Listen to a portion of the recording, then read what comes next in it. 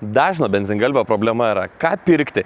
Turiu 250 000 eurų ir nori šeima, kad įsigyčiau namą, ypatingai nori žmona ir vaikai, žodžiu, namas išeis senas, bet išeis didelis sklypas geroje vietoje, teks dar statytis ir investuoti, bet benzingalviai galvoja tokie kaip aš, va taip. 2015 metų Lamborghini Huracan, europinis modelis, 250 000 eurų, V10 670 arklio galių. Važiuojam.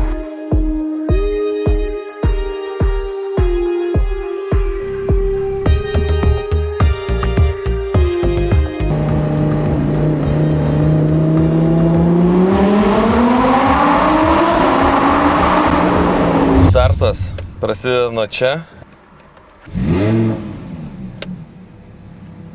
Čia net daug žodžių nereikia šitai mašinai. Iš karto į sport, į pavarą ir let's go. Tik tai let's go negali labai greit padaryti, dėl to, kad mašina žema.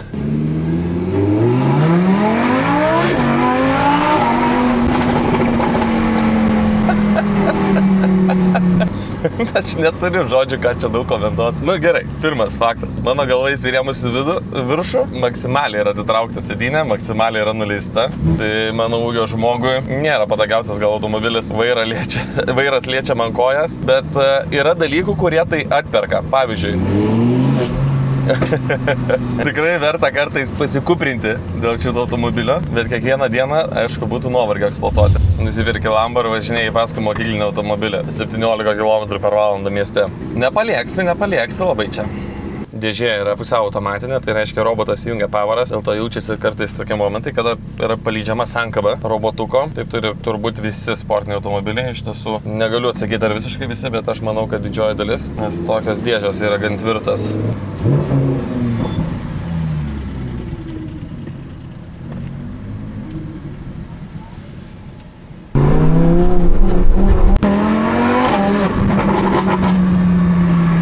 Šitą automobilio apžvalgą aš galvoju, kad reiks kalti ne į YouTube, į nes čia visiška p***. Šita mašina yra wow. Kažkas neadekvataus visiškai.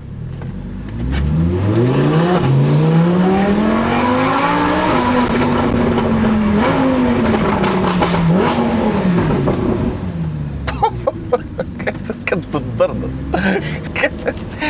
Šia p***, kad netelpu šitą mašiną. Ai, gerai.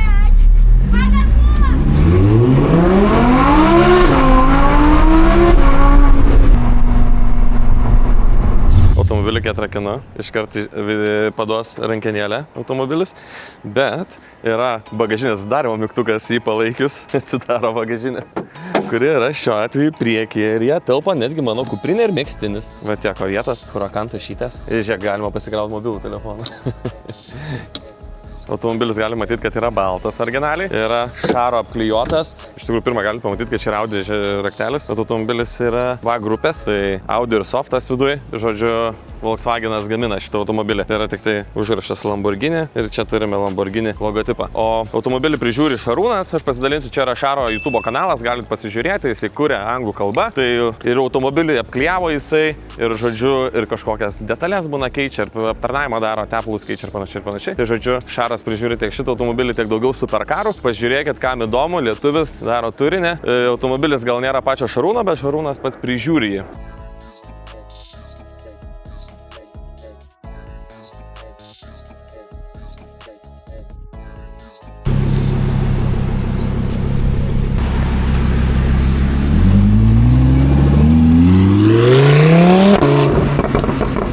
Automobilį ką tik nuplojom, šį kartą neturėjau laiko važiuoti pas Imrą, tai atsiprašau Imrą. Teko nusiplauti pačiam, tai išvažiavau su šlapiu automobiliu.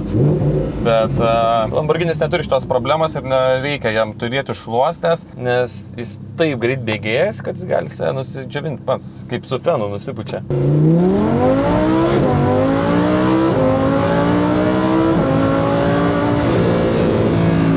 Nu va, iki 50 įsibėgėjom ir taip gražiai. Sausinas pati.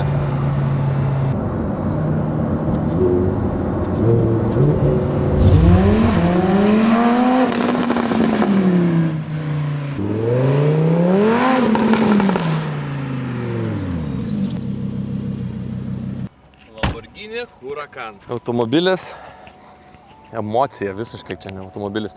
Superkaras čia yra. 2015 metų, 10 metų senumo, kainuoja 250 000 eurų šitas automobilis. Plus šitas automobilis yra šiek tiek brangesnis, nes jis yra VOS Performance perdarytas. Tai yra vokiška gamykla, šifruojasi Vision of Speed. Turi 14 karbon detalių, turi 10 kg lengvesnį išmetimą ir turi daugiau galios, tai yra 670 arklio galių. Automobilį ką tik nuplovėm, bet kol atvažiavom, galim matyti visur kraujo jau yra. Tai turbūt, kad ilgai švarų išlaikyti labai sudėtinga, nes automobilis yra super greitas. Važiuoja tiesiog įspūdingai. Kas dar yra ganėtinai įspūdinga iš automobilio? Keramikiniai stabdžiai. Būna komplektacijai tik tai priekyje, skaičiau, keramikiniai, arba būna paprastesni, bet patys brangiausi yra, kai yra gale su dviem suportais ir priekis ir galas yra keramika. Vienas stabdžių diskas kainuoja 7200, o šiaip stabdžių komplektą nupirkti kainuoja daugiau nei 28 000 eurų. Tai reikėtų saugoti, stipriai neužstabdyti, kad nepradėtų mušti. Iš tikrųjų nežinau, ar keramikiniai gali susikraipyti. Tai visos šitas karbono detalės, kaip pavyzdys, galinis difuzorius 7000 eurų kainuoja. Gerai, išmetimo sistema atskirai kainuoja irgi 7000 eurų. Jeigu reikėtų nusipirkti, viso, kaip minėjau, yra 14 karbono detalių. Visur matom veidrodėliai karboniniai ir čia yra nemažai detalių iš karbono. Žodžiu, čia būtent VOS Performance šitus dalykus ir perdarinėja. Automobilio variklis yra gale, tai būdinga tikram superkarui. Dėl to yra daug visokių angų, kurios suteikia ir tokios sportinio vaizdo, bet tai visa tai atlieka funkciją, tai yra aušinimui, visur vaikšto oras. Čia matome tokias šnervės kaip žiaunas pas žuvį. Viskas yra dėl kvėpavimo, kad oras vaikščiotų, cirkuliuotų. Tikrų automobilis įspūdingai gerai laiko temperatūras, kad ir labai stipri gazą mynėm. Tai su automobiliu iš tikrųjų galima nuvažiuoti ganėtinai didelį atstumą. Šiaip galingi automobiliai negali nuvažiuoti didelį atstumą dėl kuro sąnaudų. Čia yra 83 litrų kuro bakas ir su automobiliu tikrai 400 km galima nuvažiuoti, kas mane tikrai nustebino, nes galvojau, kad tai bus max 200 ir į kolonėlę. Automobilis sveria kiek daugiau negu 1400 kg. Tai yra tikrai įspūdingai lengvas automobilis, kaip pilnos komplektacijos automobilis. Iš tikrųjų, kas užsiema to kokio autosporto arba esate domėjęs, suprantat, kad pats svarbiausias dalykas yra svoris, tai tas mažas svoris duoda labai daug to greičio, tos galios galima dar daugiau pajausti ir išnaudoti. Kad atidaryti galinį dangtį, iš tikrųjų aiškinausi iš pradžių, kaip reikia atidaryti, reikia automobilį užkurti.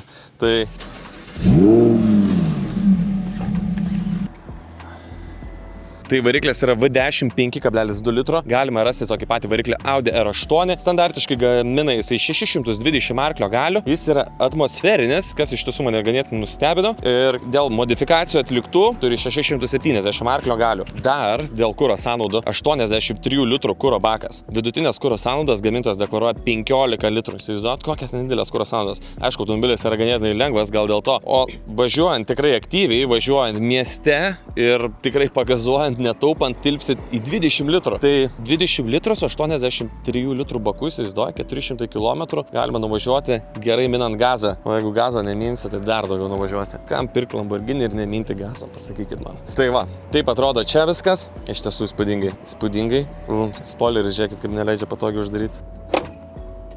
Nu, labai savotiškas automobilis, iš tiesų aš esu pirikupas, aš turėjęs N+K automobilių, tikrai tūkstančiai tų mašinų praėjo per mano rankas, nieko panašaus nesu turėjęs, visko atrodo reikia mokintis, va tenai kapotą, kad atsidaryti, reikia užkurti mašiną ir panašiai. Nu, be žodžiu. Fun fact apie automobilį, jis yra mano draugo ir tas mano draugas pasakojo, kad keitė šito rato guolį. Rato guolis 26 eurai, nes jis yra nuo Audi A6. Kadangi gamino automobilį VAG grupę, techninių dalykų yra nemažai iš VAGo. Vat kaip ir minėjau, variklis Audi R8, ne? Tai guolis, įsiaiškinom, kad Audi A6. Sakė, brangiausi dalykai tai yra kėbulo dalis. Sakė, jiems žibintas rasojo, tai netvarkė, o pasikeitė žibintą kitur. Sumokėjo 4000 eurų žibintą vieną, tai aš manau, kad ir visos kitos detalės yra tikrai irgi įspūdingai brangios. O iš tikrųjų galėsime pažiūrėti dabar automobilio istoriją, įsiaiškinsim, ar buvo kažkada daužtas ir ar buvo jį painvestuota pinigų. Taip, vedžiau automobilio VinKoda Car Vertical ir matau automobilio pilną istoriją. 2018 metų 8 mėnesio yra nuotraukos, kaip atrodė automobilis, paskui 19 metų, kada buvo automobilis, žodžiu, pardavinėjimas, matom, 21 metais stovėjo salone, 22 tas automobilis ilgą laiką ieškojo savininko ir matome, kad visą laiką buvo baltas. Tuo metu rida būdavo 29-28 tūkstančiai kilometrų, paskutinė rida yra fiksuota 25 metais, tai jau Lietuvoje užfiksuota ir jinai yra 48 tūkstančiai kilometrų. Iš tiesų, tai automobilis yra tikrai nekasdienės ir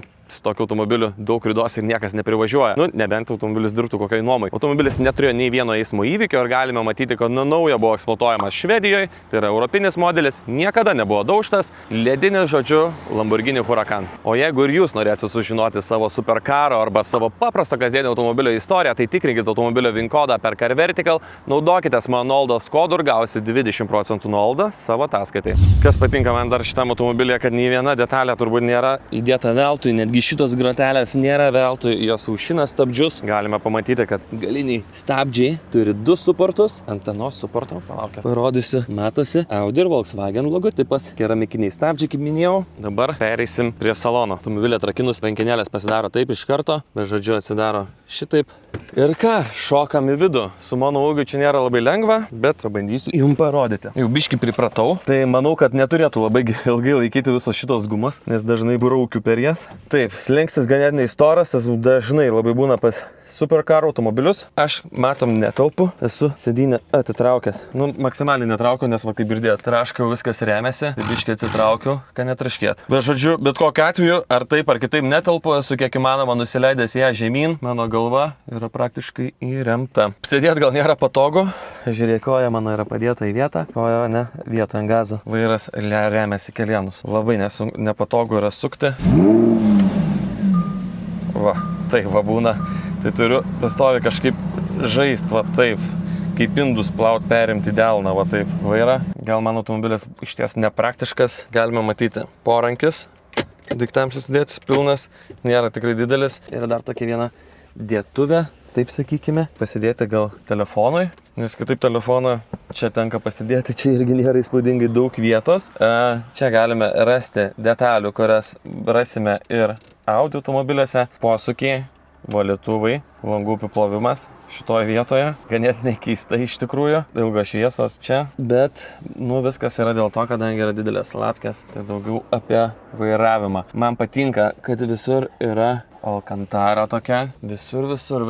Net ir šitas mažas detalytės va tokias. Tie lipdukai labai tikrai negražiai atrodo, bet turbūt taip reikalavimai tokie yra. Galime matyti, va toksai pirštą lyginant. Žodžiu, mažiukas, bet aišku, kai galva labai aukštai, tai čia tiek ir tai reikia, kitaip iš vis stiklo nesimatytų. Tai šitos detalės, matome, yra karbonas, visos standžios, tvirtos, visur gražiai apsiūta siulytė, netgi čia visur dėtuvė. Matome, irgi tokia minimali, ir žodžiu, yra irgi visur apsiūta padaryta. Nevarandu detalės, kuri būtų nepabaigta. Čia yra CD changeris, yra SD kortelės dedas, ir va kažką už galą galim pasidėti, pagalvytę yra. O čia jau matysime variklį. Žodžiu, langas į variklio skyrių. Dar tokio automobilio tikrai nesu turėjęs, kad tai būtų. Taip, sėdynės, nors yra ganėtinai protingai išformuotos, matosi, čia yra gan giliai įleistos. Sėdėtum taip biškit žemiau, giliau, daugiau vietos būtų, bet, kaip matom, man vietos neužtenka. Visur irgi viskas yra apsiūta, oda, čia versta oda. Žodžiu, viskas super, Lamborghini logotipai. Labai malonu, kiekviena detalė yra tiesiog malonu liest. Tikrai jausmas, kad automobilis yra pabaigtas. Atbulinis bėgis, fun fact, įsijungia va šitai pakėlus į viršų. Labai keistai, bet parkingas, manual, jungti pačiam bėgius, atbulinės, o į priekį tiesiog taip. Neutralas vienu metu abidvi. Čia vėl matom karbonas, automobilio, aišku, neišsivaliau normaliai prieš filmuojant. Dar fun fact, kad automobilis, nors ir su tokiam sportiniam sėdynėm, tarsi lopšiais, yra su šildomam sėdynėm. Matom, tiek vairuotojo, tiek keleivio šildymas yra. Veidrodėlis galinio vaizdo kažkiek biškelį rodo, bet daugiau matai, kas po kapoto. Gerai, kas po kapoto nesimato, bet daugiau matai galinį variklio dangtį, galit matyti ir spoilerį. Žodžiu, didelio vaizdo tenai nėra, bet tikrai dideli ir patogus veidrodukai labai gerai viską parodės. Veidrodėlį matau yra ir šildomi, ir užsilengali. Ir žodžiu, kai užsirakina automobilis, jie užsilanksto. Bet gal gana žiūrėti mane, laikas pažiūrėti daugiau į automobilį.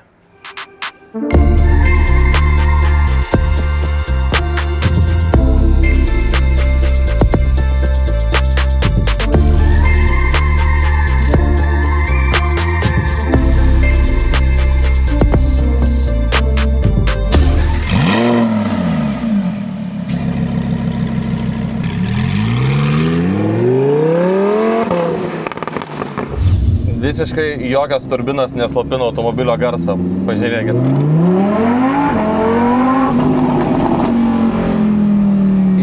įspūdingas garsas. Įspūdingas garsas, įspūdingai reaguoja į akceleratorių, žodžiu, wow.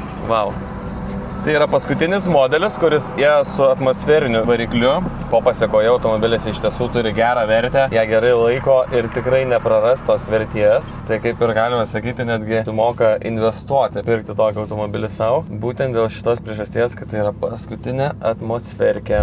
Šiaip automobilis iš tiesų stebina mane, nors, sakykime, jis tikrai stabilus, sportinė mašina, labai tvirtai stovi ant kelio, bet tikrai automobilis minkštas yra, ko visiškai nesitikėjau. Tikrai net BMW kai kurie automobiliai, kurie nėra supercar, nėra tokie minkšti, kaip yra Lamborghinis, koksai minkštas. Dar atsimink, kokios yra žemos padangėlės, tai tikrai stebina šitas dalykas. Matosi, kad automobilį gamina ne, kaip čia pasakyti, kad gamykla yra VAG priklauso, kuri gamina kasdienės paprastas mašinas. Tai reiškia, kad automobilis yra išbaigtas. Ko neturi, pavyzdžiui, Ferraris arba McLarenas, kas esat važiavę, tai tenai tokios vis tiek, tokios detalės nėra iki galo davestas. Čia galime matyti netgi Audi mygtukus, šie Audi mygtukai, softas yra Audi, tai viskas yra, matos, kad pritaikyta masiniai gamybai ir tai yra išbaigta. Nei viena detalė netraška atrodo, aišku, visur viskas apsiūta, netgi prisiminkit Bentley, kai dariau video, tai buvo durelių apačios nepabaigtos iki galo, ne, kaip sakiau, čia Lamborghinis yra pabaigęs. Kas dar stebina, pavyzdžiui, labai gerai groja muzika. Negalėčiau patikėti, kad supercar automobilyje gali taip gerai groti muziką. Tai išimant tas tokias savybės, kaip kad, pavyzdžiui, aš netelpu, manau, kokio iki 1,80 m žmogui čia yra labai patogu ir viskas čia yra liuksė, jam užtenka vietos.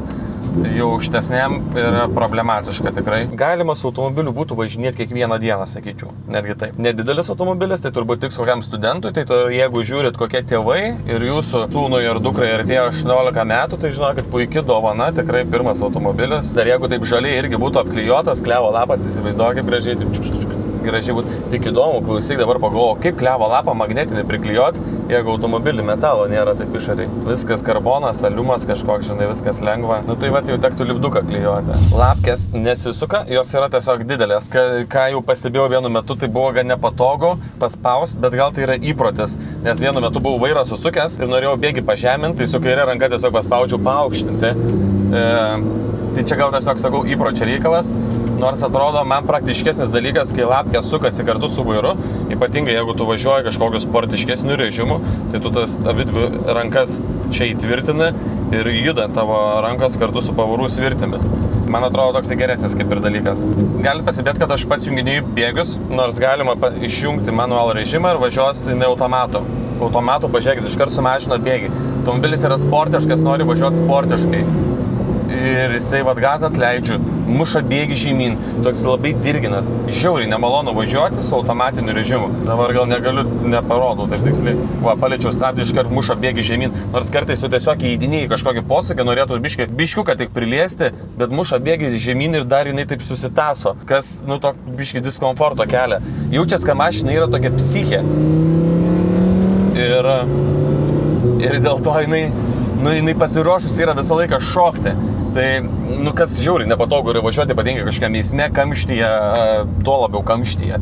Tai dėl to įsijungė lapkės važiuojam. Automobilio savininkas iškart, kai davė automobilį, sakė, įsijung lapkėm valdymą, nes tiesiog kitaip nesąmonė.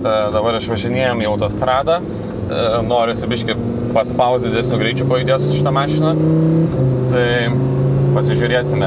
Aišku, garso turime daug, tiesiai už nugaros yra variklis ir dar norėjau pasakoti apie gabaritus. Pavyzdžiui, aš aišku, kai sėdžiu į lubas įsirėmęs, tai aš visai neblogai matau automobilio priekį ir visai neblogai jį galiu jausti.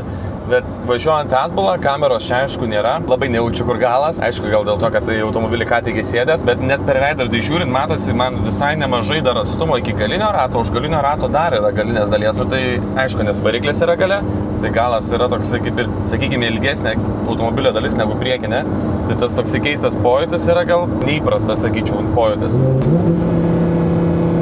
Ir dar nei karto nebuvo atsukęs apsukų iki galo. Jau atrodo, jinai traukia žiauriai. Tai pažiūrėkit, kiek sūkia, kai aukštas sūkis variklis.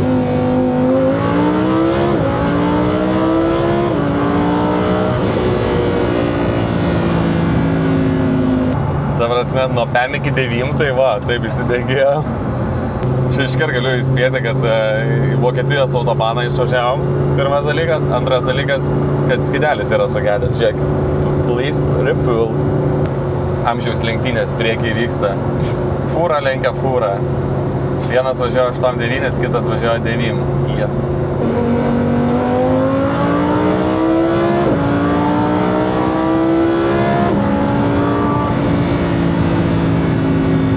Labai geras automobilis, jeigu esat linkęs vėluot, pramiegot, su šito automobiliu šitos problemos tikrai neturėsit.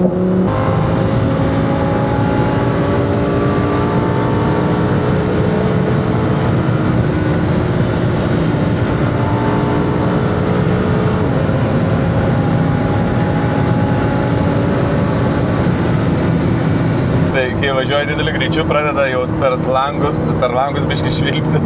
Nors automobilis nėra niekada buvęs daužtas, tai tikrai negalima pagalvoti, kad kažkas kreiva yra. Tai... Bet ganėtinai logiška, nes tokiu greičiu važiuojant, kad taip turėtų būti turbūt. 130 jau yra vis tiek ne juokas, bet skaičiau straipsnį, kad galvoja Lietuvoje gal padidinti iki 150. Jeigu padarytų 150, tada gal jau ir apsimokėtų Lamborghini jungti trečią powerą. Šiuo metu tai važiuojant lygiai stabiliu ir jie 99,9 litro ant 100 km. Jeigu biški daugiau gazo, niekas nesikeičia ir toliau niekas nesikeičia.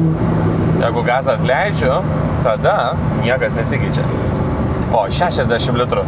Visai neblogai, 42 litrai vienu metu buvo. Tai motociklai labai lėti šiais laikais pastebėjau.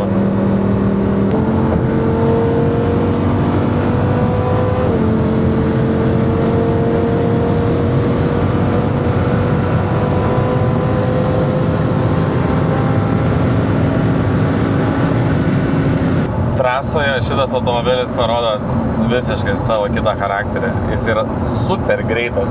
Mumis bandė aplenkti motociklas be šansų. Absoliučiai neturi šansų. Aš taip stipriai tolstu nuo jo, kad wow, tiesiog negaliu patikėti. Tai žodžiu, važiuoja spūdingai trasoje, stovi žiauriai geriau automobilis. Jaučiasi tada ta dinamika, visa oro aptokumas, žemumas automobilio. Pasaka visiškai. Keramikiniai stabdžiai veikia tobulai, viskas tobulai. Toks jausmas, kad žinai, kai siekiai važiuoja mieste, tas toks yra žvėris įkalintas. Ir ta mašina iš tikrųjų tokia dirgli, tokia visa, tokia, kaip aš prieš tai sakiau, psichė. Trasoje, kai tu duodi jai sūkius, sukti ir lėkti, jinai tokia atrodo, net atsipalaiduoja, žinai, netgi tai maloniai viskas veikia joje. Žodžiu, automobilis skirtas lėkti. Jeigu įsigysite tokį, tai nusiteikit, kad greitų metu neteksit vairuotojo pažymėjimą. Nes tiesiog be šansų jį saugoti. Aš neįsivaizduoju, kaip reikėtų jį saugoti. Tokią mašiną. Čia kai kažkada prisimenu, kai jaunas pirkau Britvą ir sakiau, kad aš tikrai negazuosiu, aš netoks esu žmogus. Tikrai čia nelakstysiu. Šiaip man motociklas netrodo labai saugi transporto priemonė, tiesiog patinka su motocais pasivažinėti. Bet žodžiu, natūraliai tas riešas sukasi. Ir atrodo tiesiog, kad grįžti namo rankelės dreba. Tai vat Lambo turi labai panašų dalyką. Dabar važiuoju, nežinau, 90 km per valandą. Nu tai net kažkaip net keista. Net nesinori. Vėl pradedu jaust, kad nepatogiai sėdžiu, kad kažkas ne taip, kad patūžia kažkur iš galo, iš priekio. Nu ne taip. Reikia lėkti su ją.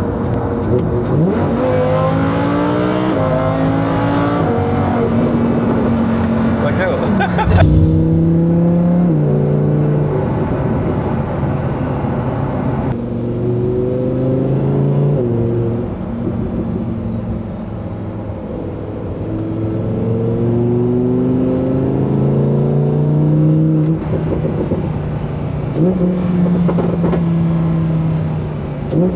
Miško gyventojus gąsdino, žadino visus.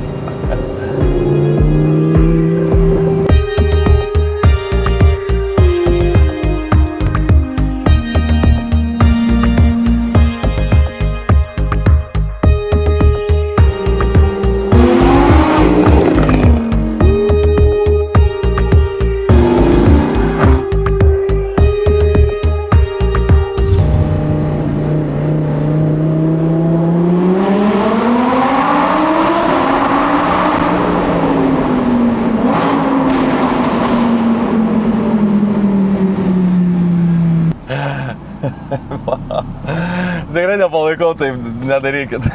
Wow. Vieną kartą išgirsti reikėjo.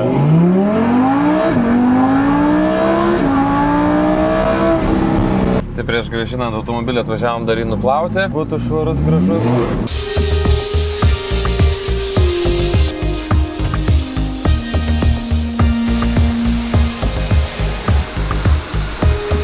Kol automobilis džiūna prieš atidodant automobilio savininkui. Jei žiūrės šitą video, tai ačiū labai nuoširdus už automobilį, už tai, kad patikėjai visai dienai šitą mašiną. Iš tiesų, įspūdžiai visiškai kitokie, nors atrodo su visko čiupinėjęs ir visko vairavęs, bet tokio automobilio tikrai nesu vairavęs. Visiškai kitoks, labai įdomus jausmas jį vairuoti, labai geras, sakyčiau, automobilis ir tikrai rekomenduočiau kiekvienam pasivažinėti. Kaip pats savininkas sako, tai yra tarp superkarų Honda Civicas. Tai yra automobilis labai patikimas, gali labai daug kilometrų važiuoti, niekada nepavestinai variklis ir panašiai, pats turi dar ir McLarenų ir visokių kitokių superkarų, kur sako, tenai biškį ilgiau pastovėti, tepaliukas bėga, ar ten kažkur daugiau pagazavai, iškart klaida kažkokia atsirado. Lamborghini to niekada nedaro, nes jau kaip minėjau per video, jaučias, kad vokiečiai pridėjo rankas. Tai super automobilis, žodžiu, pilna emocijų, labai džiaugiuosi pasivažinėjęs. Nenuvertinkit šito automobilio, kai rašysit komentarą, kad tenai jisai ar žemas, ar kažkoks nepraktiškas, supraskit, kad niekas tokio automobilio neperka savo kaip kasdienę, tai yra kaip investicija, tai yra kaip ir pomėgis, hobis, tai žodžiu, tikrai automobilio savininkas turi daug labai automobilių ir didelių, ir mažų, ir praktiškų, ir